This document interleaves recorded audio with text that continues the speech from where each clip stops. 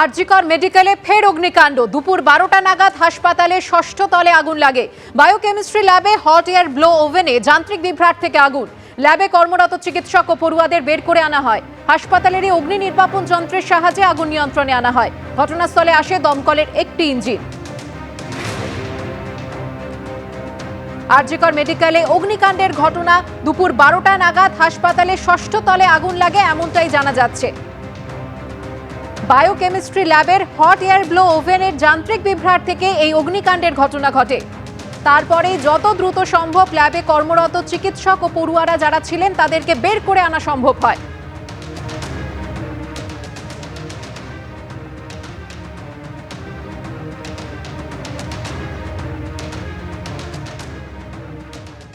দলেরই সাংসদের বিরুদ্ধে নালিশ জানিয়ে তৃণমূল নেত্রীকে চিঠি 6 বিধায়কের। কৃষ্ণনগরের তৃণমূল সাংসদ মহুয়া মৈত্রের বিরুদ্ধে অসহযোগিতার অভিযোগ। কথা বলবো আমাদের প্রতিনিধি আশাবুল হোসেনের সঙ্গে। আশাবুল, মহুয়া মৈত্রের বিরুদ্ধে ঠিক কি অভিযোগ 6 বিধায়কের? দেখো, মহুয়া মৈত্র তৃণমূলের কৃষ্ণনগর সাংগঠনিক জেলা, তার সভাপতি। অন্যদিকে রুকবানুর রহমান, তিনি কৃষ্ণনগর সাংগঠনিক জেলার তৃণমূলের চেয়ারম্যান। সম্প্রতি মমতা বন্দ্যোপাধ্যায়ের কাছে রুকবানুর রহমান সহ এই কৃষ্ণনগর সাংগঠনিক জেলার তৃণমূলের 6 বিধায়ক তারা অভিযোগ করেছেন যে সাংগঠনিক কাজকর্ম চালানোর ব্যাপারে মহুয়া মৈত্র সম্পূর্ণ অসহযোগিতা করছেন, তাদের কোনো কিছু জানাচ্ছেন না। তাদের অভিযোগ যে সম্প্রতি 178 জন বুথ সভাপতি এবং 17 জন অঞ্চল সভাপতিকে বদল করেছেন মহুয়া মৈত্র, তাদের এমএলএদের সঙ্গে কোনো রকম কথা না বলে, এমনকি চেয়ারম্যানের সঙ্গেও তিনি কথা বলেননি।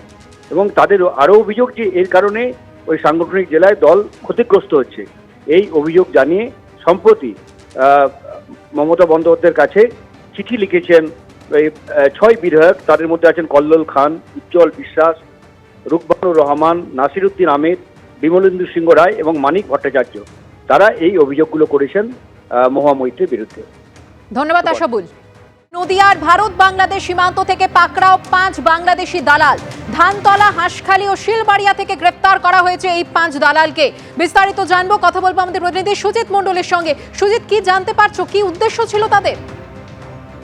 দেখো সুকন্যা, যেটা প্রথমেই বলি, এবারে কিন্তু বাংলাদেশি নয়, পুলিশের জালে সীমান্ত পারাপার করানোর সঙ্গে যুক্ত থাকা 5 জন দালালকে রানাঘাট পুলিশ জেলা পুলিশ তাদেরকে গ্রেপ্তার করেছে। এবং সম্প্রতি নদিয়ার ধানতলা থানা এবং হাঁসখালি থানার ফুলগাছি এবং শিলবাড়িয়া থেকে গ্রেপ্তার হয় 5 জন দালালকে।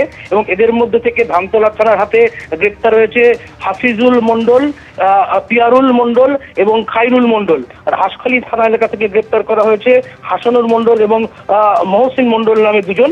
এবং পুলিশ সূত্রে যেটা জানা গিয়েছে, মোটা অর্থের বিনিময়ে আন্তর্জাতিক সীমান্ত পারাপার করতে বাংলাদেশি নাগরিকদের এদেশে আনার কাজ করতো এই 5 জন। এবং তাদেরকে কিন্তু পুলিশ গোপন সূত্রে খবর পায় এবং সম্প্রতি বেশ কয়েকজন বাংলাদেশিদের গ্রেপ্তারের পর তাদের সূত্র ধরেই কিন্তু এদের সূত্রে উঠে আসে এবং এই 5 জনকে দুটো থানা এলাকা থেকে গ্রেপ্তার করা হয়েছে এবং আজ তাদের রানাঘাট মহকুমা আদালতে তোলা হয়। ধন্যবাদ সুজিত।